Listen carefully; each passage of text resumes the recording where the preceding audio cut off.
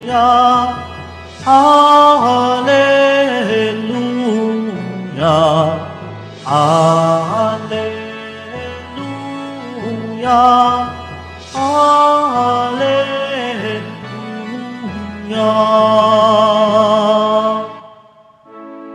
Hinirang tayo ni Kristo upang mamungang totoo bilang mabubuting tao.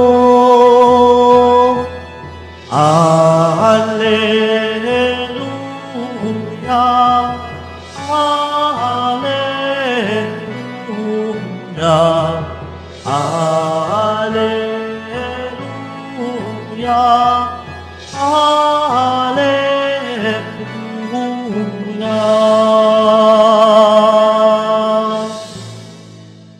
Sumainyo ang Panginoon. At sumaiyo rin. Ang mabuting balita ng Panginoon ayon kay San Juan. Papuri sa iyo, Panginoon. Noong panahong iyon, sinabi ni Jesus sa kanyang mga alagad, kung paanong iniibig ako ng Ama, gayon din naman iniibig ko kayo. Manatili kayo sa aking pag-ibig. Kung tinutupad ninyo ang aking mga utos, mananatili kayo sa aking pag-ibig. Tulad ko, tinutupad ko ang mga utos ng aking Ama, at ako'y nananatili sa kanyang pag-ibig. Sinabi ko sa inyo ang mga bagay na ito upang makahati kayo sa kagalakan ko at malubos ang inyong kagalakan. Ito ang aking utos, mag-ibigan kayo gaya ng pag-ibig ko sa inyo. Walang pag-ibig na higit pa sa pag-ibig ng isang tao nag-aalay ng kanyang buhay para sa kanyang mga kaibigan. Kayo'y mga kaibigan ko kung tinutupad ninyo ang mga utos ko. Hindi ko na kayo inaaring alipin sapagkat hindi alam ng alipin ang ginagawa ng kanyang Panginoon. Sa halip, inaari ko kayong mga kaibigan sapagkat sinabi ko sa inyo ang lahat ng naririnig ko sa aking Ama. Hindi kayo ang pumili sa akin. Ako ang pumili at humirang sa inyo upang kayo'y humayo at mamunga at manatili ang inyong bunga. Sa gayon, ang anumang hingin ninyo sa Ama sa aking pangalan ay ipagkakaloob sa inyo. Ito ang inuutos ko sa inyo, mag-ibigan kayo. Mga kapatid, ang mabuting balita ng Panginoon. Pinupuri ka namin, Panginoong Hesukristo. Magsiupo po ang lahat. Magandang umaga po sa inyong lahat. Pwede bang batiin ang katabi ng magandang umaga? Mga kapatid, patuloy pa din po ang ating pagninilay ngayon pong ika-6 na linggo ng Pasko ng pagkabuhay ng Panginoon. At sa araw po na ito, ginugunita po natin ang kapistahan ni Apostol San Matias. At napakinggan po natin sa ating unang pagbasa para sa araw na ito kung sino si San Matias. Siya po ang ipinalit kay Judas para mabilang sa 12 apostol.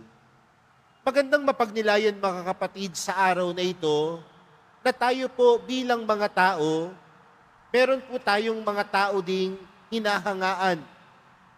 Alam niyo po, sa paaralan, ako nagtatrabaho. Ako po ay school director. Kaya minsan kapag graduation ng mga kindergarten, pinagsusuot po namin yung aming mga estudyante kung ano yung gusto nilang maging paglaki nila. Kaya nakatutuwa po na minsan may darating naka-uniforming pulis. May darating naka-uniforming pang-doktor, pang-bumbero. Minsan nga lang po may uniforming may nakadamit pampari. At kapag tinatanong niyo po ang mga batang ito, bakit mo gustong maging pulis? Bakit mo gustong maging doktor? May kanya-kanyang dahilan. Pero habang tumatanda tayo, minsan nababago yung mithiin natin sa ating buhay. At dumidepende po yun, mga kapatid, minsan sa mga taong umi-impluwensya sa atin. At aminin man natin o hindi, sa paglaki natin, nababago din ang kagustuhan natin sa ating sarili.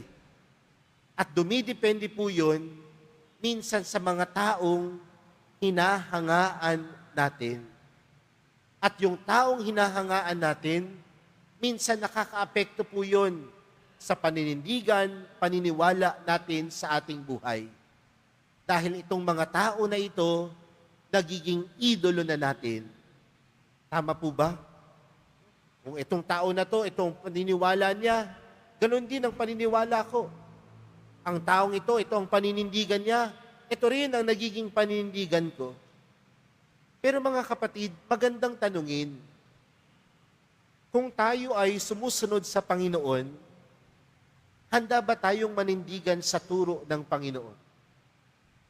Kung tayo po ay sumusunod kay Jesus, kung tinuturing po ninyo ang inyong mga sarili bilang deboto ng mahal na pong Jesus Nazareno, naninindigan ba tayo sa turo ng Panginoon? At anong turo ng Panginoon? Pag-ibig. At ang pag-ibig ay hindi lamang pakiramdam.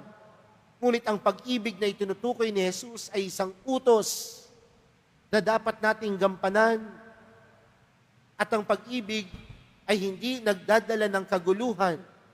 Ang pag-ibig ay hindi nagdadala ng paghati-hati, kundi ang pag-ibig ay nagdadala ng pagkakaisa. Mga kapatid, kung meron man tayong dapat panindigan, yun ay walang iba kundi si Jesus. Kung tayo ay may dapat panindigan, dapat si Jesus. At kung pinaninindigan natin ang Panginoon, ano ang dapat nating panindigan? Hindi ang kaguluhan, hindi ang paghati-hati, kundi pag-ibig. Kung meron mang kailangan ng mundo natin ngayon, hindi ang kapangyarihan, hindi ang pagkampi-kampihan. Kung meron man pong kailangan ng mundo natin ngayon, yun ang sundin ang utos ng Panginoon. Yun ay walang iba, kundi ang pag-ibig. Mga kapatid, mahirap po ang hamon ng Panginoon. Napakinggan po natin sa ating unang pagbasa kung paano sila pumili ng papalit kay Judas. Nagkatipon-tipon sila. Marahil may kanya-kanya din silang opinyon, marahil may kanya-kanya din silang tao na gustong iluknok kapalit ni Judas. Pero bakit nila napili si Matayas? Dahil ba karapat-dapat siya? Dahil ba umabot yun sa standards nila? Di ba naglatag sila ng mga standards kung sino ang dapat pumalit kay Judas? Kasama namin. Pero ano yung magandang bagay na ginawa nila doon sa ating unang pagbasa? Nanalangin sila sa Panginoon. At anong kanilang panalangin? Panginoon, alam niyo po ang laman ng aming mga puso. Nawa ang pinipili po namin ang siyang pinipili din po ninyo. Mga kapatid, ang Panginoon ay kailanman hindi nagkakamali. Kung marunong lang tayong pakinggan ang tinig ng Panginoon, para sa atin. Ang panalangin ang magtuturo sa atin ng tamang desisyon. Ang panalangin din ang magtuturo sa atin kung paanong umibig kagaya ng Panginoon. Prayer is not just simply communicating with God, but most of the time, it is also through prayer that teach us how to love. And in times of difficulty of following the commandment of the law, it is prayer that would lead us to teach, that would lead us to love like the Lord. Kaya siguro kapag nahihirapan ka ng magdasal, nahihirapan kang pumili kung ano ang nararapat, huwag kang magpa-impluwensya sa iba, kundi manalangin ka at hilingin mo na gabayan ka ng Panginoon na ang pipiliin mo ay nagmumula sa pagmamahal, pag-ibig na nagmumula sa Diyos. Huwag ka lang magpa-impluwensya dahil tinitingala mo ang taong ito. Mag-impluwensya ka sa Panginoon dahil kailanman ng Panginoon hindi magkakamaling dalin ka sa kanyang pag-ibig. Kaya mga kapatid, sa pagpapatuloy po ng ating banal na misa para sa araw na ito, paalalahanan natin ang ating mga sarili. Tagasunod ako ng Panginoon.